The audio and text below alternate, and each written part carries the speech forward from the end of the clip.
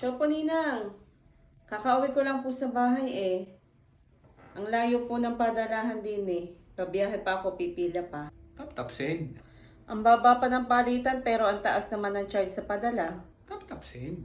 Kailangan po na matanggap nyo agad. Nako, maghihintay pa po dahil di naman ganun kabilis matatanggap ang ipinadala. Tap send. Daddy, ano bang ibinubulong mo dyan? Namumroblema na nga ako kung paano ako magpapadala sa Ninang eh. Yun nga ang solusyon sa problema mo. Magpadala ka gamit ang tap send app.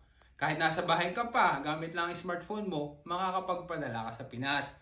No need na magbiyahe, no need na pumila. Competitive ang exchange rates. Minis lang, tanggap na agad ang ipinadala. Zero transfer fee kapag nagpadala sa banks at mobile wallets. Tapos ay lowest fee pa kapag ka naman cash pick up.